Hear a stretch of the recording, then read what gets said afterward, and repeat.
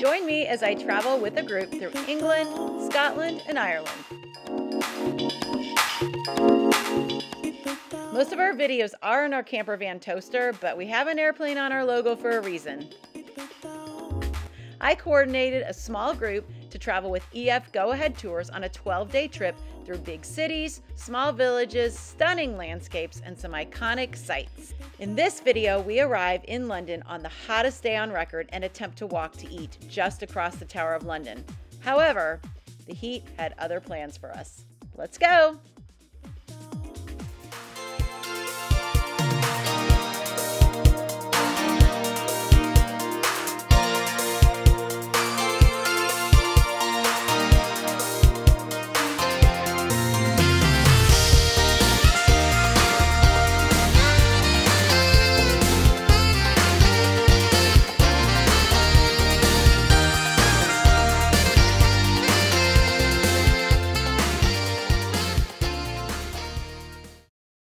Good morning on the day that I am leaving.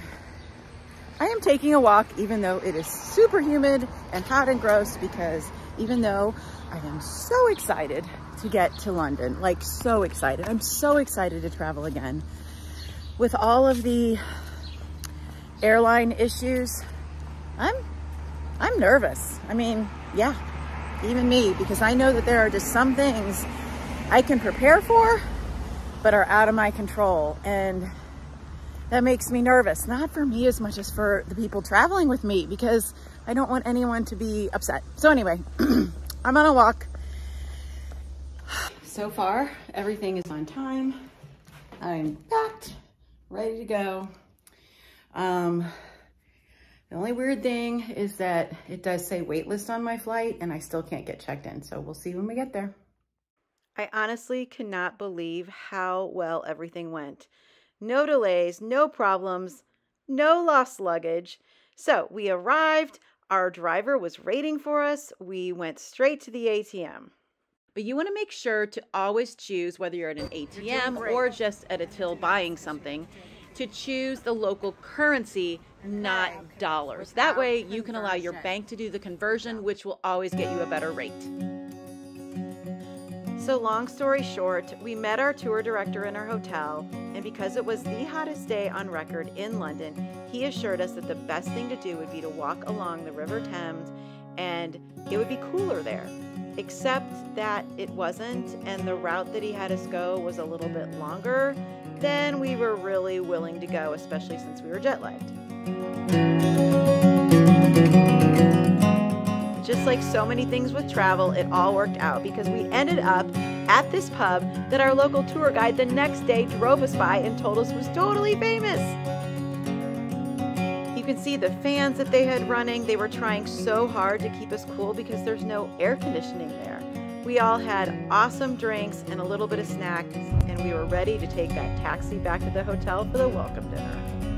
But before the welcome dinner, one of the travelers and I headed out to Spitalfields Market to check it out. And it was relatively empty since it was the hottest day of the year. But one thing's for sure, when you're jet lagged, the best thing to do is just keep moving, which is exactly what we did.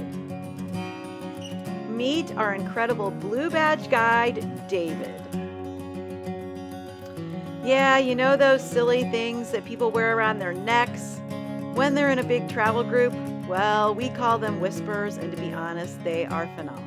The pub is named after the punishment we used to inflict on traitors against the crown. You would be hung by the neck until you were dead. You would then, and not quite dead, you would be then cut down, 4 limbs tied to 4 horses. The horses whipped.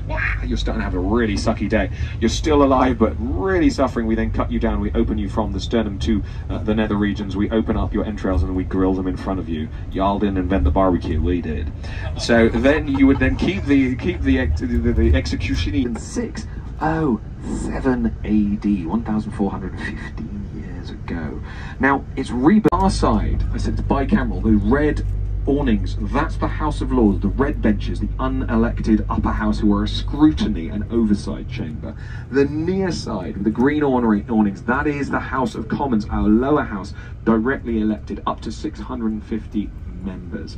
The weird building with the sort of chimney-like constructions on the right, that is Portcullis House. Portcullis House is home to over 50% of the offices for the MPs. There's actually a tunnel that runs underneath the roadway.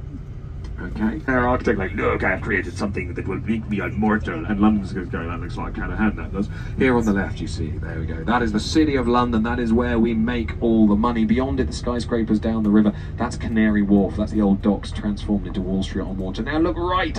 It's the city of Westminster with the Parliament, the ministries, the church, the royal palaces. That's where we spend all the money.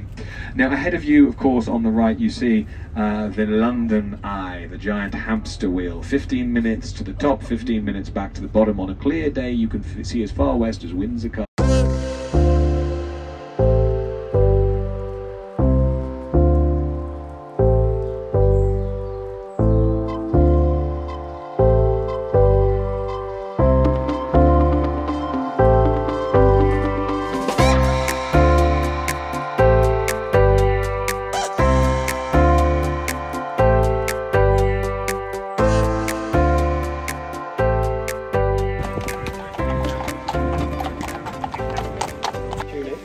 And Canadian bears on their head.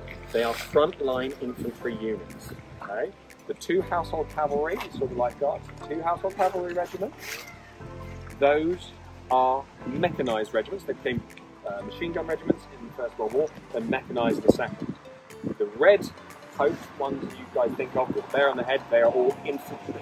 One proportion of each of those 7 royal regiments is left London, in the UK, and in Edinburgh, London, Windsor and Edinburgh, to fulfil ceremonial duties. Most are on active service. If you see some of the young men and women being incredibly young, you can sign up to our volunteer army at the age of 16. You can't serve overseas and deploy until you're 18. And I say the men and women, we have removed the gender bar in the British Armed Forces. In fact, it took several years to come to fruition because it was one of the legislations that got trapped in the logjam of all things Brexit. But basically, we have female soldiers who've now passed selection boards for our special forces, amongst others, and it's fair to say that our special forces are pretty nuggets, to use the local slang. So the way you're able to tell which of the red tunic regiments is which is, and provided they go to time, we are now less than 3 minutes away from getting some guardsmen coming our way. The way that we know which one is which, 3 ways this time of year. How many buttons in a sequence on their chest? 1, 2, 3, 4 or 5, depending on what's in order of precedence. Collar emblem and colour of plume in the bear skin. Okay? So the Grenadiers have a white, a grenade, and 1 button. Coldstream, red, garter emblem, 2 buttons. Scots, too cheap for a plume. Don't tell your Edinburgh guide I said that. Scots do not have a plume. They have the thistle, Scotland, 3 at a time. Ireland, blue plume. Shamrock, the uniform that William wore on his wedding day, because he's an honorary colonel of the Irish Guards. And 4 buttons, and of course Beck plume, which is the Welsh plume. White and green, like the leek, the oldest military emblem in the British Armed Forces, and a leek on the collar, and 5 buttons at a time. Now, the way to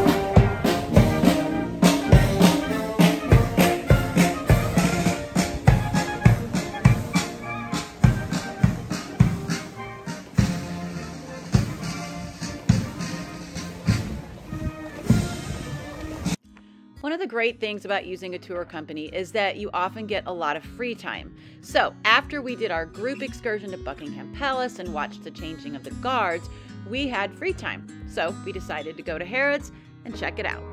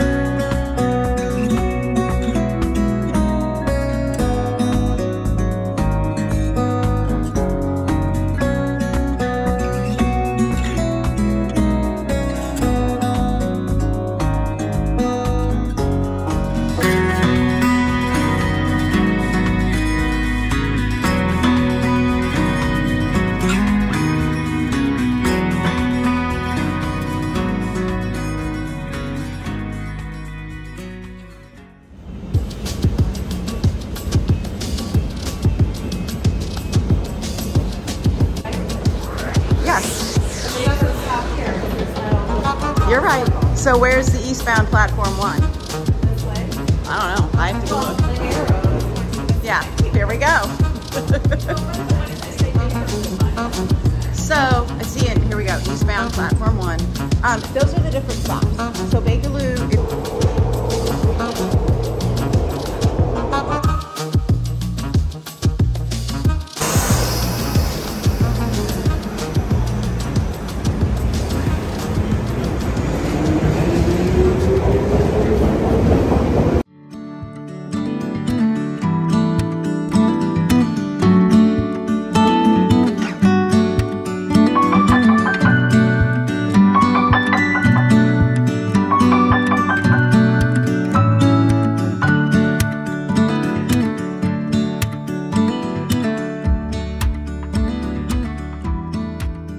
Welcome to London. I am so excited to be here with our group, and we are doing part of my London 6-hour tour that I love to do when people would come and visit. And so we just were at Harrods, and then we took the Piccadilly line to Piccadilly Circus. We walked here. So this is the National Gallery, and this is it's the monument thingy for Trafalgar Square. And then we are going to walk to Sherlock Holmes Pub, and then we don't know what we're doing.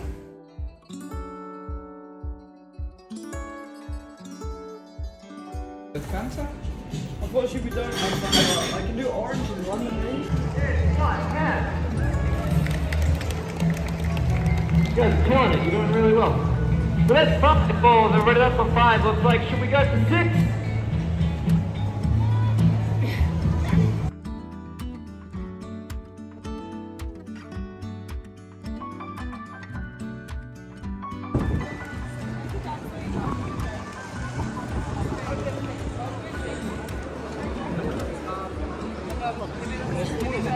Look, and down to the left, the street is really pretty. This way, look at this. Let me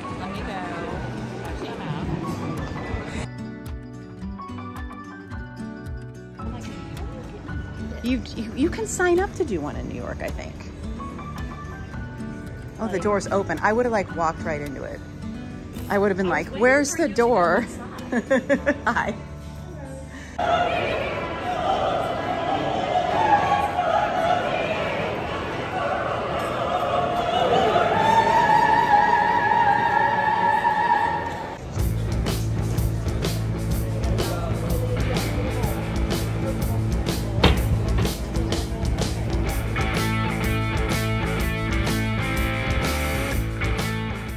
One of my goals for this trip was to really explore some places that weren't the typical touristy places. So we hit up 7 Dials. It was really cute.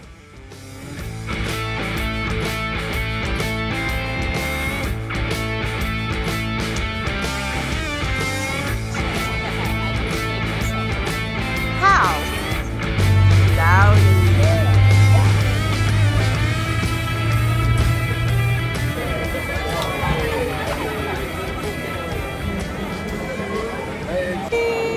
We're here. We're here.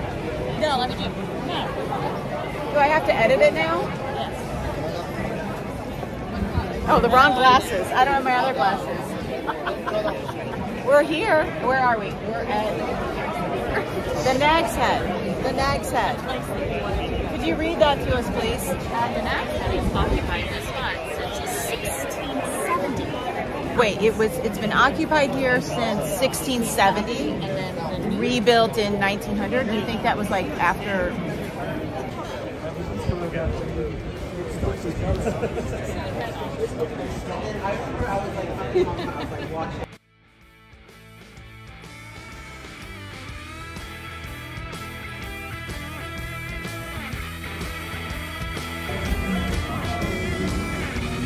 So Agatha Christie's Mousetrap is the longest running play in the world, right? I think so. That's what he said.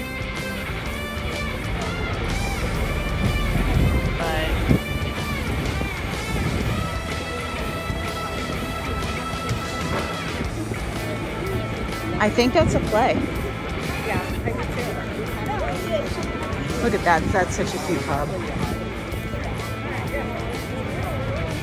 Cute, cute. I'm not gonna lie. After being in London on the hottest day ever on record, and then the second day being still a little jet lagged, we achieved rock star status on that first day with all that we did.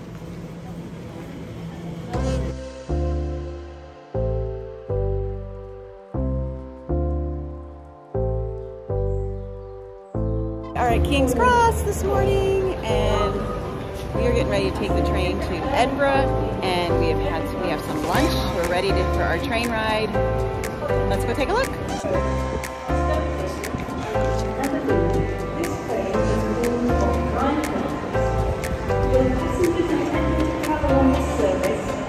join the train now as it is ready to leave. Platform 5 from the 10:00 service to number 2, which is ready to leave. Customers are reminded to mind the gap.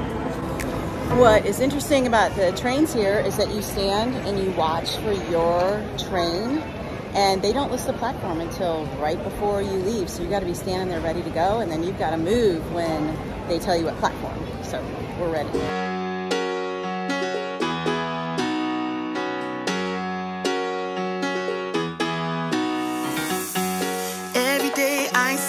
Miserable people doing things they hate just to fit in. I know it's easier to get along peacefully, but have you ever thought about don't know why?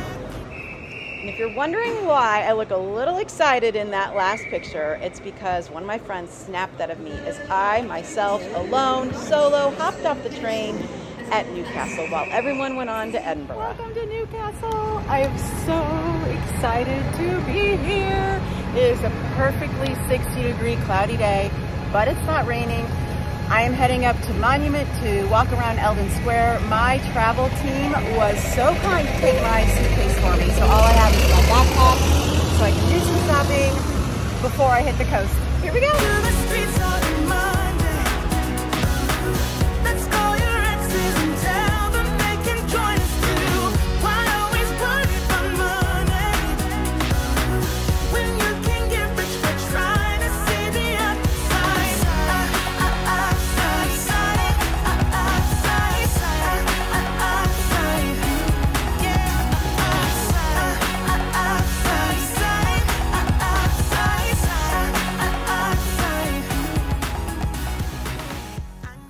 Now I know the door is different.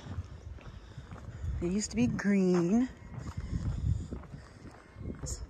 So you'll see right here they have like benches, and each like section of the apartment is in charge of a certain area. So this was ours, and see they have a little bench here. There's a little fire pit grill, and ours was right up there. 52 stairs. So I would park here with the kids and go up the 52 stairs. Why always worry about money when you can get rich by trying to see the outside?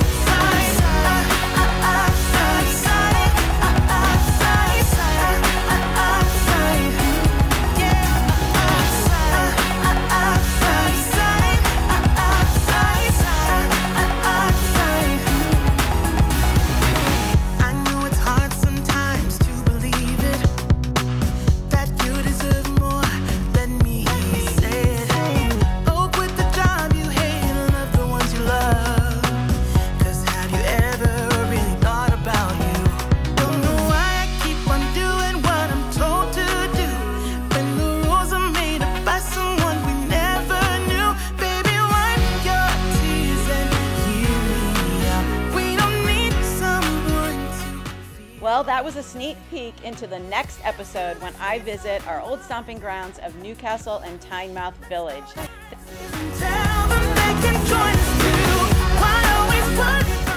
If you want to see more videos, don't forget to like and subscribe.